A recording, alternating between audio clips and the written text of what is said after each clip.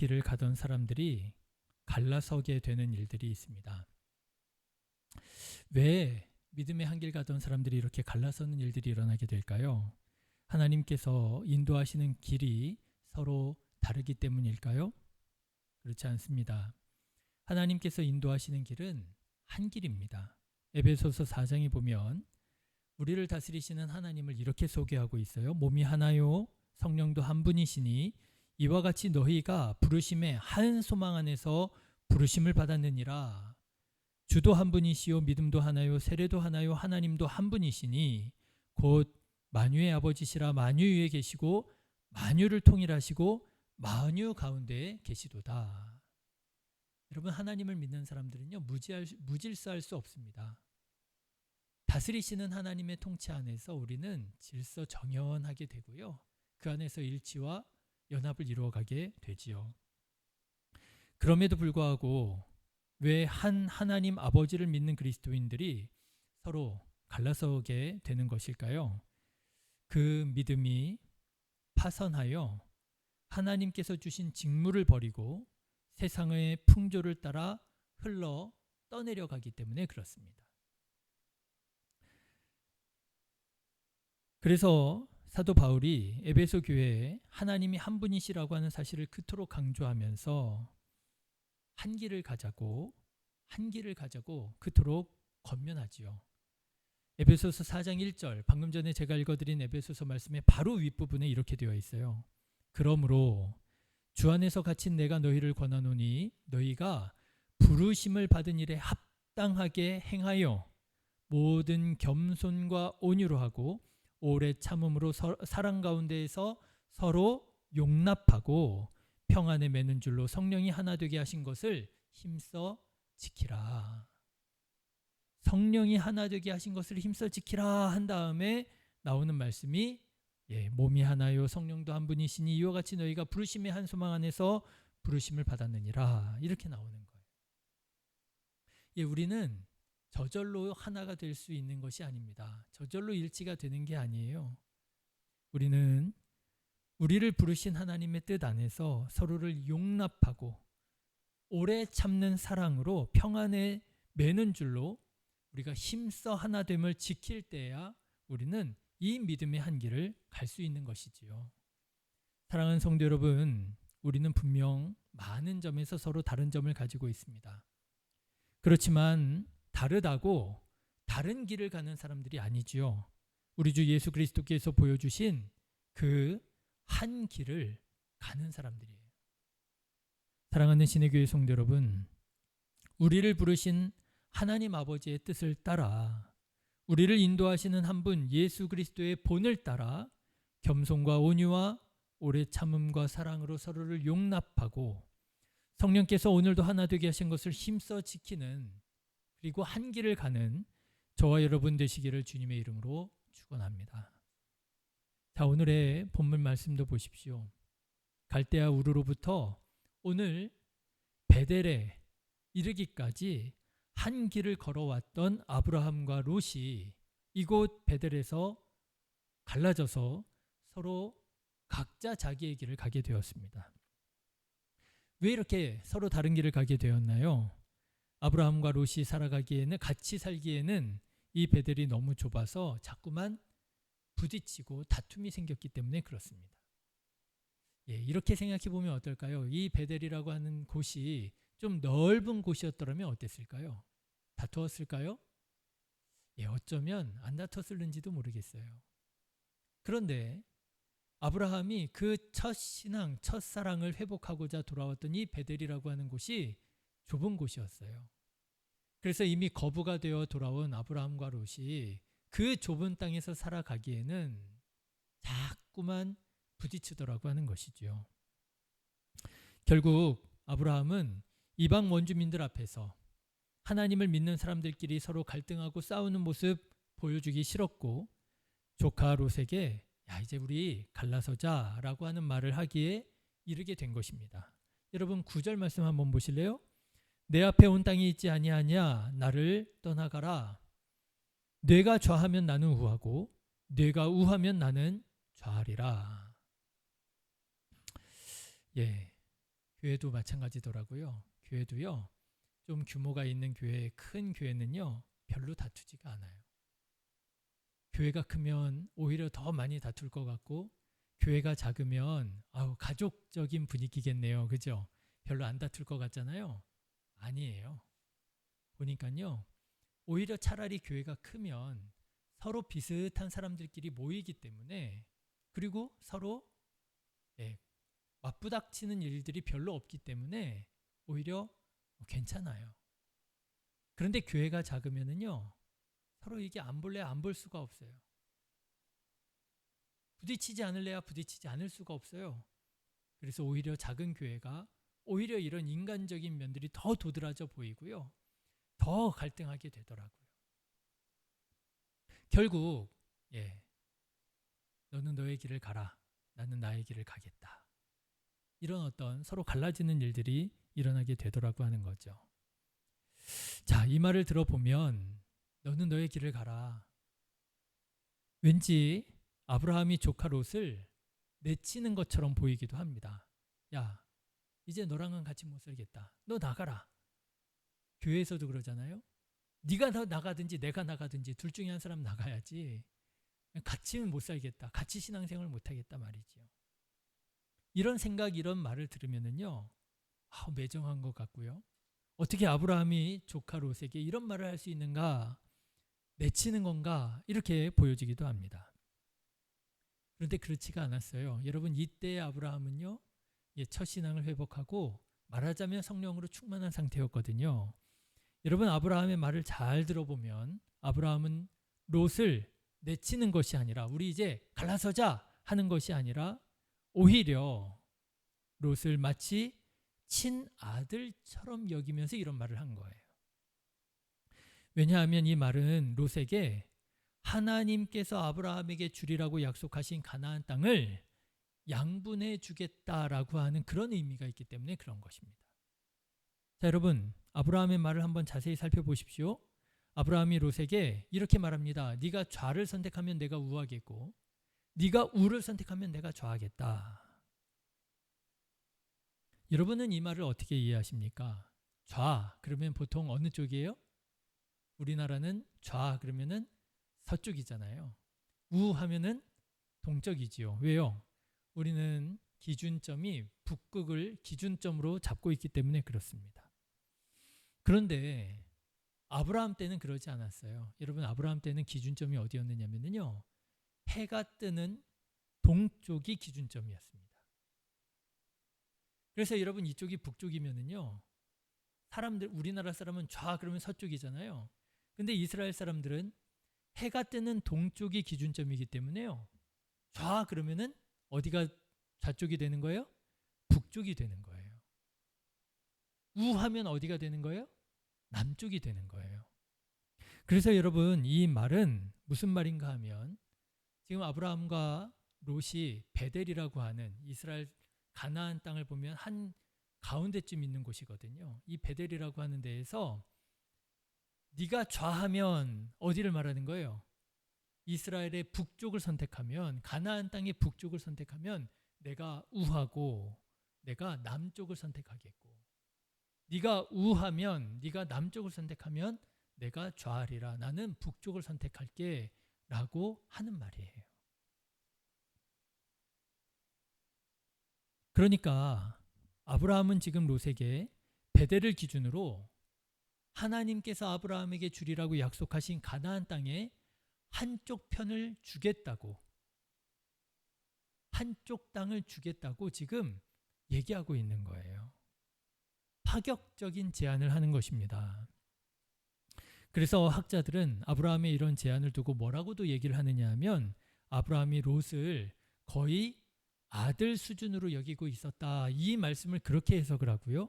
실제로 유대인 역사가인 요세푸스라고 하는 사람은 아브라함이 하란에 있을 때 조카 롯을 상속자로 삼았다고 전하기도 한다고 그래요. 내치는 게 아닙니다. 오히려 하나님께서 아브라함에게 주리라고 약속하신 이 약속의 땅을 양분해 주겠다라고 파격적인 제안을 하고 있는 거예요. 그런데 오히려 롯이 전혀 생각지도 못한 돌발 행동을 하게 됩니다. 롯은 좌, 북쪽도 아니고요. 우, 남쪽도 아니고요. 어디를 선택하느냐? 요단강 건너편 소알이라고 하는 땅을 선택합니다. 왜냐하면 롯이 보기에 가나안 땅보다 이 소알 땅이 훨씬 더 좋아 보였다는 거예요. 여러분 10절 말씀 같이 읽어보실까요? 이에 롯이 눈을 들어 요단 지역을 바라본즉 소알까지 온 땅에 물이 넉넉하니 여호와께서 소돔과 고모라를 멸하시기 전이었으므로 여호와의 동산 같고 애굽 땅과 같았더라. 네, 아브라함은요 하나님께서 주시겠다고 하신 가나안 땅의 북쪽과 남쪽 중에 너 어느 땅 가질래? 네가 선택하면 나는 다른 땅 가질게. 이렇게 제안을 한 거예요. 그런데 롯은요, 아니요. 저는 가나안의 북쪽도 남쪽도 관심 없고요. 저는 저 소알 땅에 가렵니다. 이렇게 대답을 한 거예요. 그런데 여러분도 아시겠지만 이 롯의 행보가 너무나도 충격적이었던 것은 신앙적으로 롯은 아브라함을 떠나서는 안 되는 상황이었기 때문에 그래요. 그렇지 않습니까? 아브라함이 누구예요? 아버지처럼 자기를 길러준 사람 아니에요. 아브라함이 누굽니까? 하나님의 말씀을 쫓아서 갈대아 우르 하란 땅을 떠나서 지금 가나안 땅에 온 사람이 아닙니까? 그 아브라함 곁에 있어야지요. 무슨 말씀입니까, 삼촌? 삼촌이 나를 아버지처럼 키워주셔서 내가 여기까지 왔는데 내가 그깟 재산 때문에 돈 때문에 가축 때문에 삼촌하고 갈라선다니요. 있을 수 없는 말입니다. 내가 모든 것을 양보할지라도 내가 모든 것을 삼촌에게 양도할지라도 저는 삼촌 옆에 있겠습니다. 그렇게 얘기를 해야 마땅한 거죠. 나옴이라고 하는 사람이 있었잖아요. 이 나옴이라고 하는 사람이 유대인 여자였는데 이방 땅으로 이제 이사를 가게 됩니다. 그런데 이방 땅에 갔다가 남편도 죽고 두 아들도 다 죽어요. 그래서 이 나오미가 두 며느리하고만 살게 된 거예요. 야, 내 신세가 왜 이렇게 기구한가 하면서 나오미가 이제 자기 고향으로 돌아오려고 합니다. 근데 돌아오려고 하고 보니까 누가 눈에 자꾸 밟혀요? 두 며느리가 자꾸 눈에 밟히는 거예요. 내가 고향 땅에 들어가면 고향 땅은 나에게는 고향이지만 이 며느리들에게는 이국 땅이 되는 거잖아요. 외국에 가서 산다는 게, 그것도 과부로 산다는 게 얼마나 어려울까 자꾸 마음에 밟혔습니다. 그래서 며느리들에게 돌아가라고 합니다. 그런데 그 중에 한 며느리는 돌아가는데요. 그 중에 한 며느리, 룻이라고 하는 며느리는 안 돌아가요. 그런데 이제 자꾸 나오미가 돌아가라고 얘기합니다. 그러자 룻이 뭐라고 얘기하느냐면요. 이렇게 얘기해요. 룻이 이르되 내게 어머니를 떠나며 어머니를 따르지 말고 돌아가라 강권하지 마옵소서. 어머니께서 가시는 곳에 나도 가고 어머니께서 머무시는 곳에서 나도 머물겠나이다. 어머니의 백성이 나의 백성이 되고 어머니의 하나님이 나의 하나님이 되시리이다. 그리고 그 룻도 시어머니와 함께 이스라엘 땅으로 오게 되잖아요. 그리고 거기에서 보아스를 만나서 거기에서 자손을 낳게 되었는데 그 자손 가운데 바로 다윗이 태어나게 되는 거예요. 여러분, 롯도 룻처럼 말했어야 되지 않았을까요? 삼촌, 나를 떠나라고 강권하지 마옵소서. 삼촌이 가시는 곳에 나도 가고 삼촌이 머무시는 곳에 나도 머물겠나이다. 삼촌의 백성이 나의 백성이 되고 삼촌의 하나님이 나의 하나님이 되리이다. 그랬어야 되지 않았겠어요? 그런데 롯은요, 떠나버려요. 그래, 그러시죠. 갈라서시지요. 그렇지 않아도 저도 이제 더 이상 삼촌이랑 사는 게 쉽지가 않았습니다. 제가 이제 더 이상 옛날에 그 조카 롯이 아닙니다. 뭐 이랬던 것 같아요. 또 여러분, 이것이 또 하나 충격적인 것은 롯이 아브라함을 떠난다 할지라도 어떻게 떠나야 되겠어요? 도의적으로 선택권을 삼촌한테 드려야죠. 네, 떠나겠습니다. 근데 떠나긴 떠나지만 그래도 제가 어떻게 조카가 되어서 먼저 선택할 수 있겠습니까? 삼촌이 선택하십시오. 삼촌이 좌하면 제가 우하고 삼촌이 우하면 제가 좌하겠습니다. 그래야 되지 않겠습니까? 그런데 롯은 신앙적으로 아브라함 곁에 남지도 않고요. 도의적으로 삼촌에게 선택권을 드리지도 않고요. 뿐만 아니라 삼촌이 제시한 가나안 땅의 북쪽이나 남쪽 중에서 선택하지도 않고요. 삼촌이 제시하지도 않은 소알 땅을 선택을 하더라고 하는 것입니다. 여러분, 롯은 왜 이렇게 충격적인 선택을 내렸을까요? 왜 삼촌에게서 갈라서고 왜 삼촌이 제시하지도 않은 소알 땅에 가겠다고 했을까요? 왜냐하면 인간적인 눈으로 볼 때 가나안 땅이 소알 땅보다 가나안보다 소알 땅이 훨씬 더 좋아 보였기 때문에 그렇습니다. 당시의 가나안 땅은 어떤 땅이었습니까? 롯도 아주 오랫동안 경험했잖아요. 이방인들이 이미 선점하고 텃세를 부리고 있었고 또 심한 기근이 들어서 살기 어려운 그런 문제들도 있었고 반면에 소알 땅은 마치 이집트처럼 물이 풍부해서 기근 걱정하지 않아도 되는 그래서 롯의 눈에 어떻게 보였느냐 에덴 동산처럼 여호와의 동산처럼 보일 정도로 그렇게 좋은 땅이었더라고 하는 거예요. 자 여러분 롯이 이렇게 했다는 거예요. 10절 말씀을 보시면 이에 롯이 눈을 들어 요단 지역을 바라본지 롯이 봅니다. 바라보아요. 그때 롯의 시각, 그때 롯의 관점이 너무나도 중요하지 않았겠습니까? 그때 바른 시각과 관점을 가지고 그 땅들을 바라보았더라면 하나님의 약속을 믿고 신앙적인 관점을 가지고 그 땅들을 바라보았더라면 이런 결정은 하지 않았을 거예요. 그런데 그때 땅들을 쫙 바라보는데 육신적인 세상적인 눈으로 세상을 바라보게 된 거예요.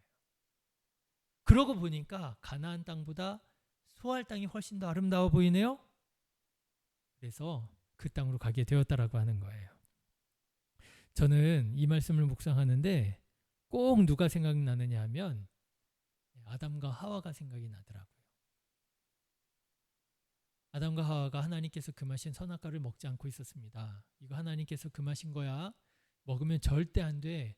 정령 죽으리라고 말씀하셨어. 그런데요, 뱀이 유혹을 해요. 그래서 야 먹어도 돼. 먹으면 네 눈이 밝아질 거야. 그래서 아담과 하와가 그 선악과를 딱 봤는데 선악과를 본즉 성경에 보니까요.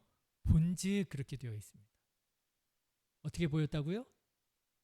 지혜롭게 할 만큼 탐스럽기도 하고 먹음직도 하고 보암직도 하고 그때 그렇게 보이지 않았어야 되지 않았겠어요. 선악과를 딱 봤을 때 아니야 이거 하나님께서 먹지 말라고 하셨어. 절대로 먹으면 안 돼. 그렇게 보였어야 되잖아요. 그런데 그때 그게 보암직도 하고 먹음직도 하고 지혜롭게 할 만큼 탐스럽기도 보인 바람에 세상적인 시각을 가졌을 때 아담과 하와가 타락했던 것처럼 롯도요. 눈을 들어 바라보니 소알 땅이 너무나도 멋있어 보이는 거예요. 어떻게 보이는 거예요? 여호와의 동산 같고 여호와의 동산 같고 그리고 또 이렇게 나옵니다. 애굽 땅과 같았더라. 저는요. 이 표현이 참 중요한 표현이라고 생각을 합니다. 여호와의 동산 같고 애굽 땅과 같았더라. 자, 여러분 신앙적으로는 어떻게 보였다고요? 소알 땅이 에덴 동산처럼 보였다는 거예요. 저기가 하나님께서 우리에게 주시기 원하시는 그런 복이로구나, 복지로구나. 근데 여러분 진짜 마음은 뭐였다고요? 이집트 땅 같았다는 거예요. 여호와의 동산 같고 애굽 땅 같았더라. 여호와의 동산이라고 하는 것은요 신앙적인 명분입니다. 우리가 얼마든지 가면을 쓸 수 있잖아요. 얼마든지 동기부여할 수 있잖아요. 아니에요. 저 이거 좋은 뜻으로 하나님의 영광을 위해서 내가 이거 하는 겁니다. 오해하지 마십시오. 사울 왕도 그랬잖아요. 하나님께서 하지 말라고 하신 전리품을 챙겨오면서 사무엘 선지자가 아니 왜 전리품 챙겨왔습니까? 그러니까 뭐라고 대답했어요? 여호와께 제사 드리려고 챙겨왔다고 둘러대잖아요. 롯이 둘러대는 거예요. 소할 땅을 선택해놓고 뭐라고 둘러대요? 여호와의 동산 같다고 둘러대는 거예요.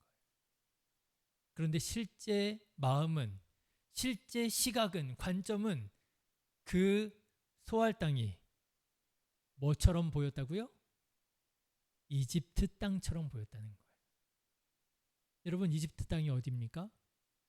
얼마 전에 아브라함이 기근을 피해가지고 애굽 땅에 갔다가 있는 대로 하나님 망신 다 시키고 쫓겨나온 곳이 이집트잖아요.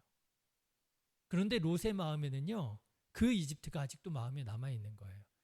야, 이집트가 정말 대단하더라. 피라미드가 어마어마하더라. 스핑크스가 어마어마하더라. 거기 사는 사람들 정말 세련됐대더라. 야, 거기 집들이 얼마나 크고 아름답던지. 롯의 마음에는 아직도 그 이집트에 대한 향수가 남아있었던 거예요. 그런 시각과 그런 관점으로 눈을 들어 땅을 쫙 바라보니 가나안 땅이 눈에 들어와요? 하나님께서 인도하신 땅? 안 들어와요. 약속의 땅? 하나님의 약속의 말씀? 그런 거 안 들어와요. 뭐만 보여요? 이집트 땅처럼 보이는 소할 땅만 보이는 거예요. 결과적으로 이 두 사람은 그 베델에서 완전히 서로 다른 길을 가게 됩니다. 운명이 완전히 달라지게 되지요. 롯과 가나안 땅을 양분해서라도 하나님께서 약속하신 땅에서 싸우지 않고 가나안 땅을 지키려고 했던 아브라함은 그 땅에서 복을 받고 그 땅을 차지하게 됐는데, 여러분, 반면에 롯은 어떻게 됩니까? 롯은요, 그 여호와의 동산 같다고 생각하고 떠났던 바로 그곳에서 포로 신세가 되고요, 가산을 다 잃어버리고요, 아내와 사위도 잃어버리고요, 딸과 불륜 관계를 맺게 되고요, 완전히 망하게 됩니다. 분명히 저 땅 가면 내가 잘 될 줄 알았는데, 저 땅에 가면 내가 거부가 될 줄 알았고요, 저 땅에 가면 내가 성공할 줄 알았는데, 하나님께서 약속하신 땅은 이거 볼품없고 초라하고 텃세가 너무 심하고 기근이라고 하는 재앙까지 닥치고 여기 있으면 망할 줄 알았는데 아니었더라고 하는 거예요. 그래서 여러분, 제가 한번 찾아봤어요. 도대체 이 소알이라고 하는 땅이 어떤 이름을 가지고 있는가. 그래서 소알이라고 하는 땅의 이름을 찾아보니까요, 작아지다라는 뜻이더라고요. 작아지다. 롯은 성공하고 싶어서 소알 땅으로 갔겠잖아요. 오히려 작아졌습니다. 그리고 여러분, 롯이라고 하는 사람의 이름에도 뜻이 있대요. 근데 그 뜻 중에 라틴 교부들은 이 롯의 이름을 이탈하다, 벗어나다라고 하는 뜻을 가지고 있다고 설명을 했다고 그래요. 하나님께서 아브라함과 롯을 이끌어 가십니다. 그런데 아브라함과 롯이 땅이 좁아서 갈라지게 되었습니다. 그렇게 해서 갈라진 롯이 소알 땅으로 가게 됐습니다. 그런데 하나님께서 보실 때에는 그 롯이 어떤 삶이었다고요? 이탈하는 삶이었다고. 벗어난 삶이었다라고 하는 거예요. 우리는 분명히 다른 점이 너무나도 많습니다. 달라서 때로는 오해가 생기고, 달라서 때로는 서로 상처를 주고받기도 하고, 달라서 때로는 갈등하다가 때로는 오늘 아브라함과 롯처럼 갈라서게 되는 일들도 우리는 경험하게 됩니다. 그러나 여러분, 우리가 다르다고 다른 길을 가서는 안 됩니다. 하나님께서 우리를 이렇게 다르게 만드신 것은 서로 갈라서라고 다르게 만드신 것이 아니라, 여러분들도 잘 아시죠? 은사가 다르고 달란트가 다르고 직분이 달라서 어떻게 하라고요? 합력하여 선을 이루게 하시려고 우리를 다르게 만드신 것이지, 우리를 서로 다른 길로 가라고, 분열하라고, 갈등하라고 다르게 만드신 게 아니라고 하는 거죠. 사랑하는 성도 여러분, 롯과 같이 욕심 따라 세상적인 시각 가지고 살아가지 말고 아브라함처럼 말씀 따라 살아가는 저와 여러분 되시기를 주님의 이름으로 축원합니다. 우리를 부르신 한 하나님 아버지의 뜻을 따라, 우리 모두가 믿는 하나님은 한 분이시잖아요. 그 한 분 하나님의 뜻을 따라, 그리고 우리를 인도하시는 한 분 예수 그리스도의 본을 따라, 예수님께서 뭐라고 말씀하셨어요? 내가 곧 길이요 진리요 생명이라고 말씀하셨잖아요. 우리 모두는 이 한 길을 가야 되거든요. 예수님께서 보여주신 이 본을 따라 겸손과 온유와 오래 참음과 사랑으로 서로를 용납하고, 성령께서 오늘 하나 되게 하신 것을 힘써 지키며 주님의 한 길을 나아가는 저와 여러분 되시기를 주님의 이름으로 축원합니다. 기도하겠습니다.